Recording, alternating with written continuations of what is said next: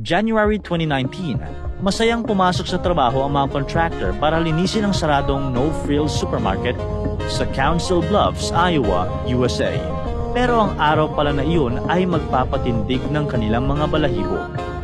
Habang abala kasi sila sa paglilinis sa 3 taon nang nakasaradong supermarket, ikinagulat nila ang nadiskubre sa gilid ng kanilang mga tinanggal na bakanting estante at cooler.